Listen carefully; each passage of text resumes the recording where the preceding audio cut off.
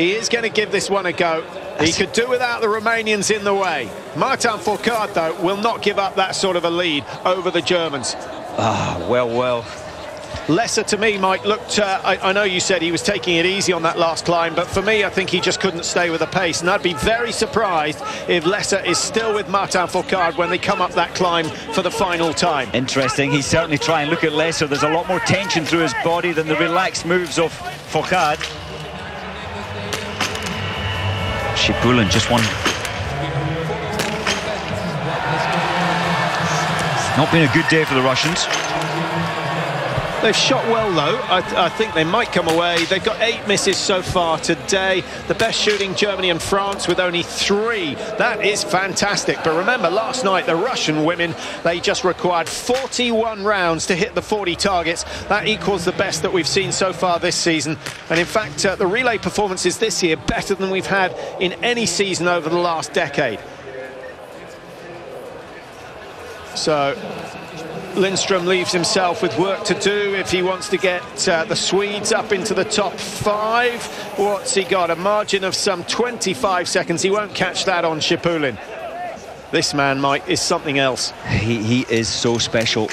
He was off form in Oberhof. That's after his injury from the show races over at Christmas time, where I didn't think he'd be back until Antholz, but he's back on form. Good shooting from Lesser. He's matured this year enormously. A couple more years and he might have the legs to outrun Martin Fourcade. But now he finds himself dropping back down into 3rd. Good work from Christoph Suman. Any sign of Svensson? We'll try and give you an update. I think that was his boots just coming into the picture. Or is that... I think that's another team being lapped. Yeah, it could be Poland. I think that's Poland. It is. A couple of places further back. I thought with Suman putting so much into the middle lap of 2.5 kilometers, I thought he'd almost burnt himself, or should have burnt himself out. Svensson is closing on Christoph Suman. He's only some 15 meters behind. He's not made any impression on the lead that Martin Fourcade has, and it looks as though it's going to be the first French victory since Antholz last year. And the French, I guess, will head to the World Championships as the favourites to take the relay title. Lesser of Germany in 2nd place. He's just not got the legs, and he's going to have to keep the pace up because he's still got 1,300 metres to survive, and Svensson has gone from, what was it, 15, 16 seconds down to within 9. He's trying to close it down as fast as he can. But Suman, I think it was the last loop where he put so much out that's taken it out of his legs. Well, Suman's still doing well.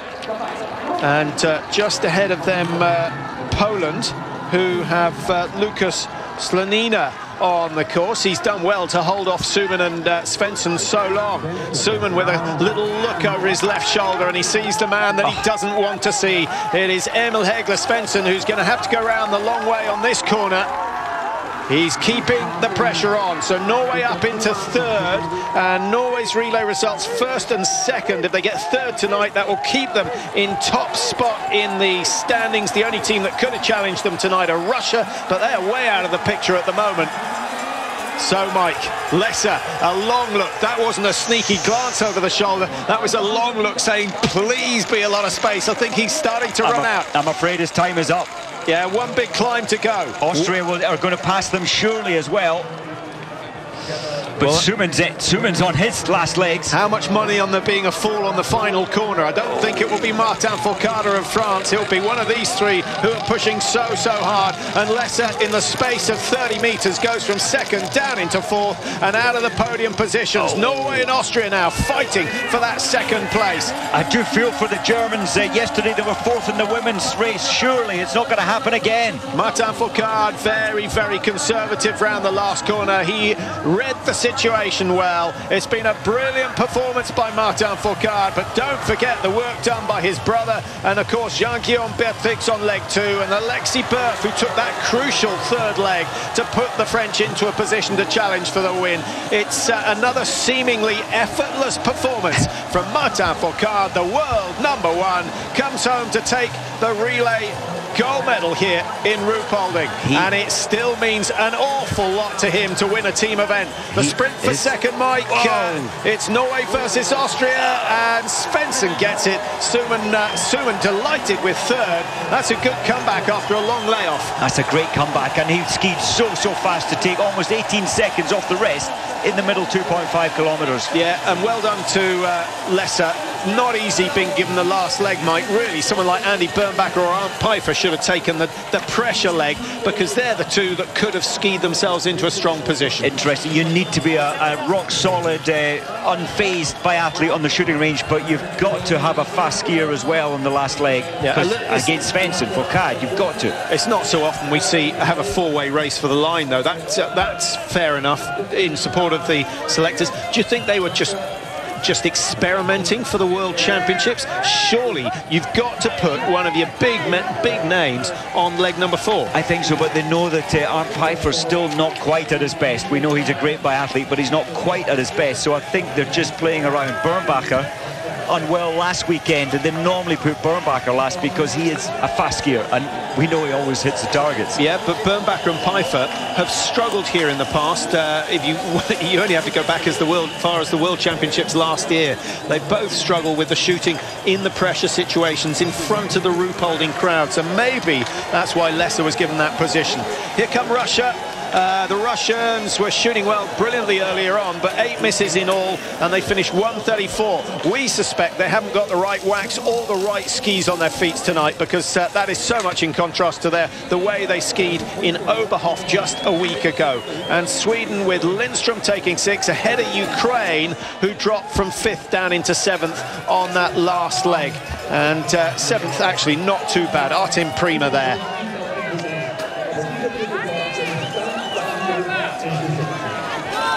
Well, what a relay. Just the way we like it. Mike sets us up well for the individual races over the next 3 days. And I guess those who haven't been racing tonight will be feeling fairly fresh. You would expect it, especially after most of the athletes already did the 3 races last weekend in like water skiing conditions. Wet, soggy, difficult conditions. It just rips a lot more energy from you. Sprints and mass starts over the next 3 days. The women's sprint tomorrow, the men's sprint on Saturday, and then we have 2 mass starts on Sunday to wrap up this 5th round of World Cup biathlon action, and then we head to Italy, and that's a fantastic round as well. The final round of the biathlon trophy. Slovenia, 8th position. Jakub Fak, one of the superstars in the world of biathlon. I wonder what he is going to do over the next couple of days. Of course, claiming world titles here last year, he's hugely popular.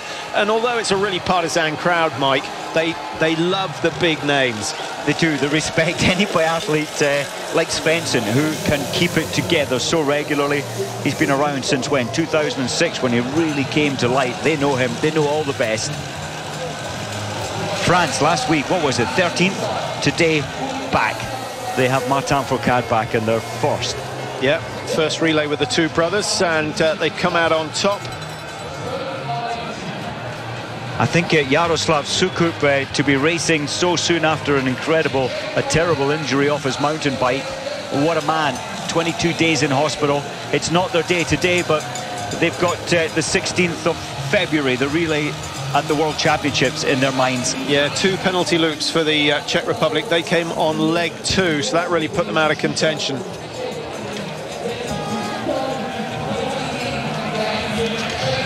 Well, some of the teams further down, you can see the USA, who finished 5th last weekend in Oberhof, dropping all the way to 14th. They had a really good start. I hate to say it, Mike, but they really did miss Tim Burke tonight. They could have done with him on leg number 3. Yes, on form, a man absolutely on fire. I haven't heard why he wasn't placed in. Maybe a little tired, and his World Cup points are so good at the moment, possibly resting him for the sprint tomorrow. Sorry, the sprint on Saturday yeah. For the men, yes. An extra day's rest. Finland with Toivonen. Kauppinen certainly started well, and it wasn't a bad second leg from Mika Kallinen either. But Ville Simola dropping some way off the pace. They end up 4:47 behind. They haven't been lapped, but not far off And when teams of the calibre of Canada and Finland are getting lapped, you have to start to wonder whether the lapping rule needs to be relaxed a little. Well, there was certainly more. Japan was lapped last weekend, so yeah, I wonder the relaxing of that rule could be a good thing. Today, well, the only two other solutions are to make the laps longer, so they take longer and you get fewer teams, or make the target smaller so the leading teams miss more. Maybe, maybe. But interestingly, on the range here, it's always good shooting. 3 spare rounds used out of 40 shots fired. This is a team, as usual, up with the best in the world on the range. Yeah, and the French, above all other teams, might have a fantastic spirit, especially when things are going well. And nearly always a good result in the French team, whether it be the ladies or the men, leads to more success. It does. Confidence, building, success, and success breeds success. That Martin Fourcade has brought something special to the French team. Well, Simon did it first. His brother inspired Martin.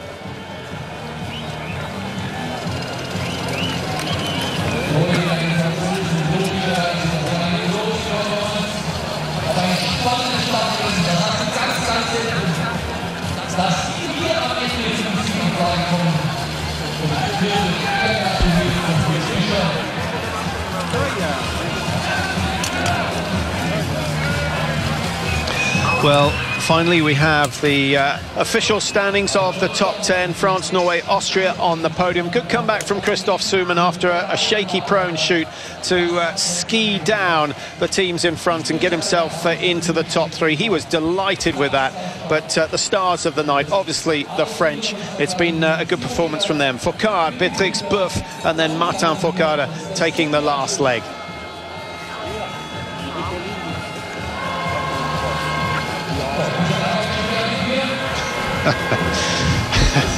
How ridiculous is it possible to look? But it's all in the spirit of things. Great atmosphere. The entertainment tents will be serving Glühwein and beer long into the night, and then the crowd will all be back again tomorrow evening. Remember, the sprints on offer tomorrow. The women's sprint, 18:45 Central European. The start time for that hopefully will be bang on time.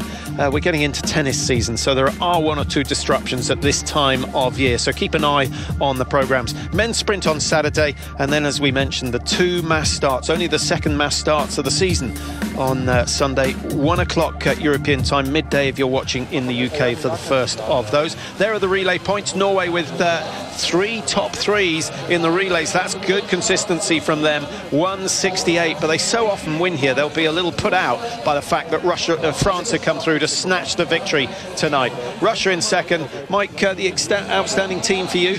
Yeah, France to pull last weekend's 13th position up to first, and they were so focused, determined to get their status back. And a little unlucky for the Germans, who finished down in 4th despite a fine performance. That's all for tonight. We'll see you again same time tomorrow evening.